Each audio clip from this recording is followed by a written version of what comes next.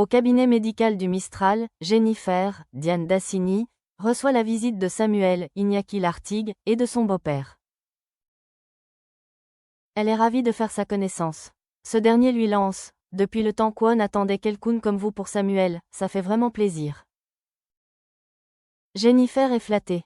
Plus tard, Samuel se rend au Mistral pour fêter son anniversaire surprise, organisé par Jennifer. Il en profite pour poser des questions à Jennifer et Barbara, Léa François, qu'il suspecte de lui cacher quelque chose. Au même moment, le portable de Barbara se met à sonner et Samuel aperçoit le nom de Louis Roby sur le téléphone. Inquiet, il demande à Jennifer ce qui se passe entre Barbara et l'ancien détenu, et Jennifer lui annonce qu'ils se fréquentent. Au commissariat, Samuel annonce à Alix que son scooter a été retrouvé incendié. Ce n'est pas tout, la ville de Marseille risque de se retourner comme elle, car le feu a causé des dégâts sur le mobilier urbain. C'est donc à Alix de rembourser ses frais. Mais contre toute attente, le policier annonce à la jeune femme qu'il va essayer de passer cette affaire sous silence.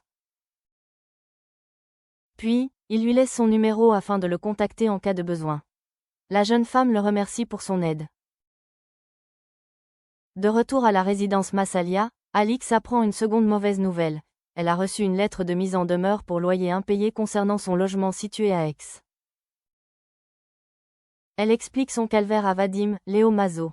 Ce dernier lui offre son sandwich en guise de soutien. Ce n'est pas tout, Vadim lui confie un secret. Il est aussi compatissant envers elle parce que sa situation lui rappelle celle de quelqu'un qu'il a connu. Puis, il lui dit droit dans les yeux: « Tu vas t'en sortir. » Plus tard, Nisma demande à Alix ce qui se passe entre elle et Vadim. Alix lui promet qu'elle ne le drague pas et ajoute: « Il veut juste m'aider car je suis en galère. » Finalement, les deux femmes se réconcilient. Au petit matin, Barbara se rend à son appartement, qui est temporairement celui de Yolande. Mais, à son grand étonnement, la porte est ouverte et le logement est vide. Barbara essaie de joindre son amie par téléphone, mais elle tombe sur le répondeur. Pendant ce temps, on retrouve Yolande au cabinet de voyance de Mélusine. La voyante explique à sa nouvelle cliente qu'elle ne doit pas avoir peur des signes de l'au-delà. Plus elle sera ouverte d'esprit et plus Jocelyn communiquera avec elle. Ce n'est pas tout, la voyante demande à Yolande de ne surtout pas parler de ses séances avec son entourage. De plus, elle lui offre un cadeau de la part de Jocelyn.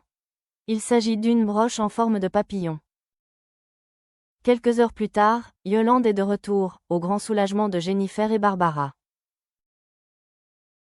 La vieille femme leur fait croire qu'elle était partie prendre l'air suite à une insomnie. Les deux femmes trouvent le comportement de Yolande particulièrement étrange. Dans l'après-midi, Yolande et Antoine ont rendez-vous avec Louis Roby, qui se fait passer pour un faux notaire. Il leur explique toute la procédure à suivre concernant la mise en viager de l'appartement. Mais Louis ne s'attendait pas à ce que Antoine Lamourie soit incollable sur le sujet. D'ailleurs, il se montre très exigeant avec le contrat rédigé par Louis. Il demande à Yolande: « Il serait peut-être plus sûr de signer avec mon notaire ?» Mais la vieille dame s'y oppose. En soirée, Yolande s'adresse à son défunt mari, quand soudain, elle entend quelqu'un frapper à sa porte. En ouvrant, elle découvre qu'il n'est qu'à personne. Mais les coups continuent de retentir et sont de plus en plus violents, ce qui terrorise Yolande. De quoi s'agit-il ?